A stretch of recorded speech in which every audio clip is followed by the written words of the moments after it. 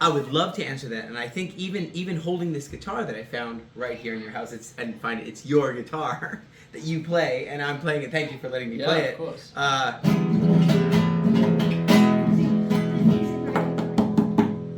There's things that we hold dear in a society, in a construct, and those things are expressions of our inner soul, our inner spirit. We express those, and we do that through music, through art, through extreme sports. I don't know what it could possibly be. There's a lot of different ways that we express ourselves, but you don't see that in a place that's been colonized by an oppression. So if you're under oppression, you're not able to be free. You're not able to even pray. You're not even able to seek the God of Israel. You'll be killed. And the punishment is death for going against that certain oppressive system. And it's kind of hard to talk about because it's oppressive, because it's repressive. And so if you want me to compare and contrast this studio, which is a nice one, it's got, by the way, has the best view in the whole.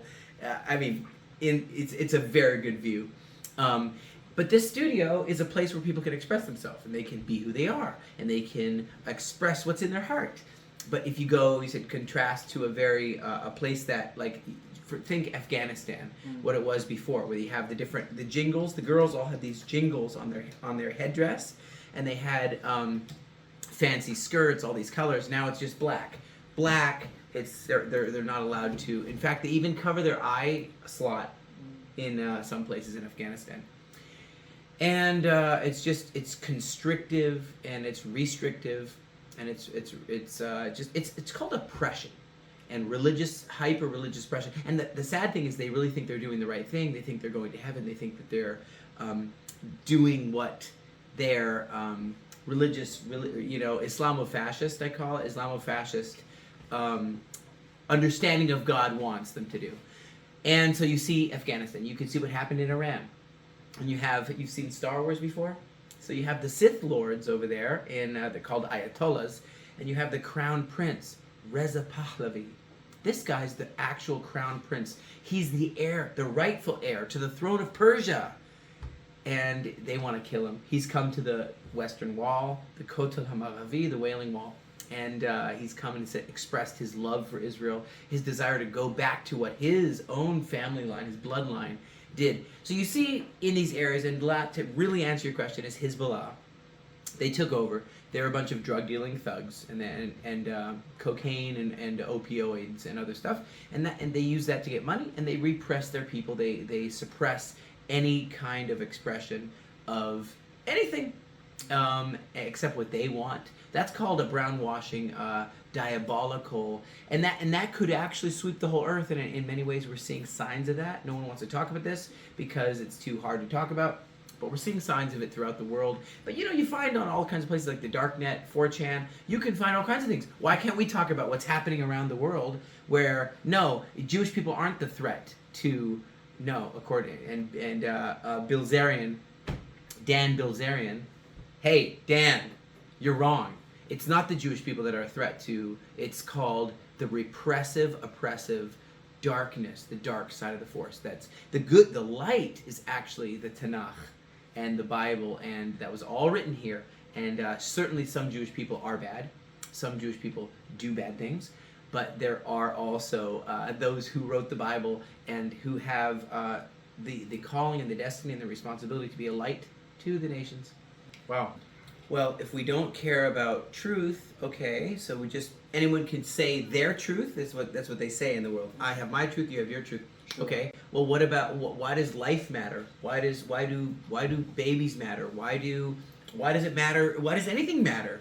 Really? You don't want history doesn't matter. You want to change history. You want to change archaeology where it shows that King David was here, King Solomon was here.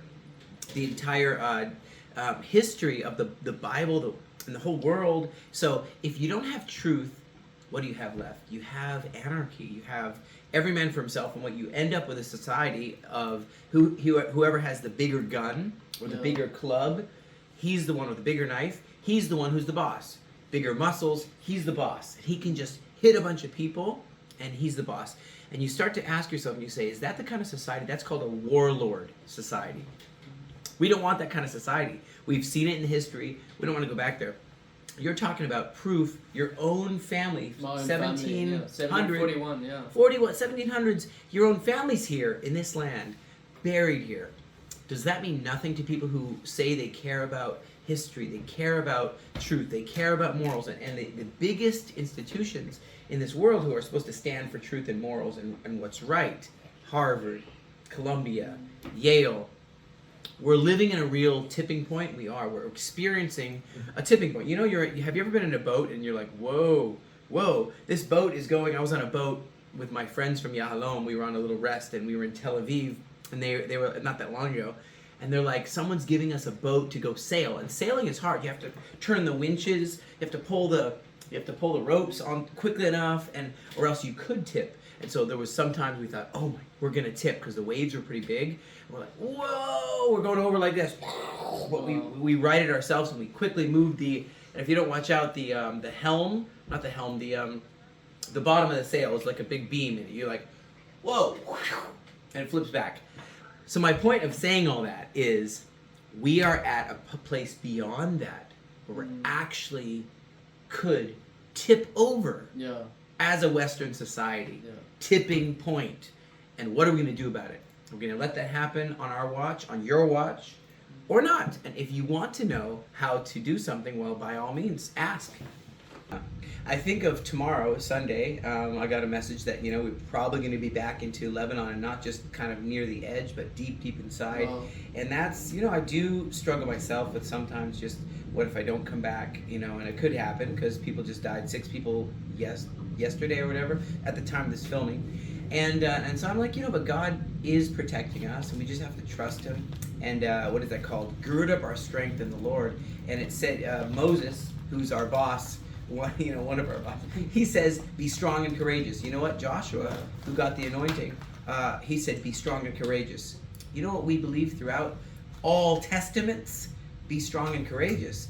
And don't be afraid of them, and stand up for what you believe in. And that's kind of the problem. If I could really, I just got this right now. If you pinpoint the problem with the West and the universe, everyone, they're not being strong and they're not being courageous. What they're doing is being weak and being pushed over, and letting everything that their forefathers fought for be taken from them. Is not cool. Yeah, it's like if now, we have so many friends that are Arabs, so many. I was with my Arabic friend today. We're hanging out this morning having breakfast. Me and my Arabic friend, I'm not going to say his name. We're having the best time ever. We have Arabic friends. Israel has so many Arabic people. It's a great, great thing. But what people do is they couple that, they tie it in with the ability to be a jihadist. But it's called knowing how to differentiate jihadism and murderism, differentiate that, which is not acceptable in any Western society because you go to jail for murder. Okay, and it's not martyr, it's murder. You're not being martyred, you're a murderer. So that is not acceptable. So just because someone's Arabic doesn't mean they're allowed to be jihadist. But it becomes people want to make it inseparable, and that is what we're coming against. I'm coming against. I'm saying you could be an awesome Arabic person who is my friend, but you can't be a jihadist, extremist, and blow up the Twin Towers or whatever else, or Boko Haram. And there's a list of maybe 48 or something terrorist groups around the world right now. You can, if you have ChatGPT as a challenge, go to ChatGPT and ask, make a list of all the extremist radical groups in the world. You're going to see from and what they're not going to list is the ones in America, okay? They'll list everything else, but they won't list those. And you'll see, it'll just populate and populate.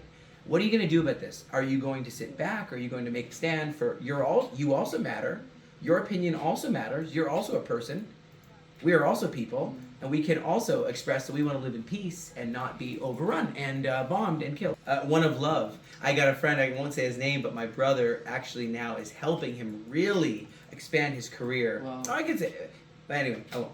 Anyway, point is, he's really, really big. And why can't we say their names? Why? I'll tell you why. Because it could be that some Muslim extremist people will try to find them and kill them. Yeah. They're the extremist jihadists will try to kill them. So that's why we're not telling their names. But they are our friends, and they're friends of Israel, and they're friends of what's right. And one last little story. I was sitting at my house with you, hanging out, and then guess what happens? This guy shows up, and he comes over with a group, and he said, I used to be a Muslim, and I was just trying to find the way to heaven, to find my way to be in eternal peace, and many people search for that, you know? And I was like, that's amazing. And he said, so I'm looking in all the texts. I'm reading the Hadith, I'm reading the Quran, I'm reading everything. And he said, suddenly I realized, oh my goodness, I can do a lot of good things with a lot of blessings, quote unquote. I can follow all these fatwas, I can do all these pilgrimages, I can pay all this jizya, I can do all these things, but at the end of the day, the only way to have a guaranteed pass, all expenses paid, no sins stopping me, is to kill an infidel. Murder an infidel. And he said, when I found that out, that is the number one guaranteed pathway to where he wants to go, heaven. He's like, there's something kind of flawed with that. Maybe you'll agree, maybe you won't agree with this, but I think there's something a little flawed with that picture.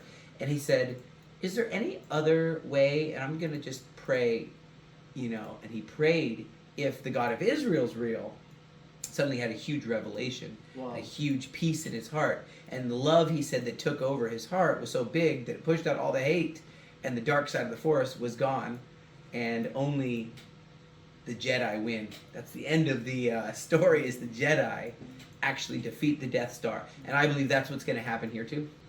Yes, and a last challenge that I'll give is I found a piece in King David. King David is I'm just cleaning this meanwhile. So King David had a real great thing, which he was saying that. So King David was saying that he believes that God is his protector, and you see that where all these kind of people come against King David. He should have given up. You know who else should have given up? Trump.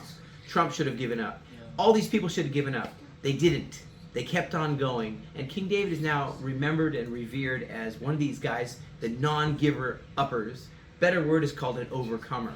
You just Google that word, overcomer, and ask yourself, is that you? Are you an overcomer, or are you a spectator, maybe coward? What are you? So that is the question, what are you? And I suggest you pray and say, God of Israel, if you're real, then I want to be part of the story of Israel. And that's what we invite you into. Thank you for having me on the show. Yeah.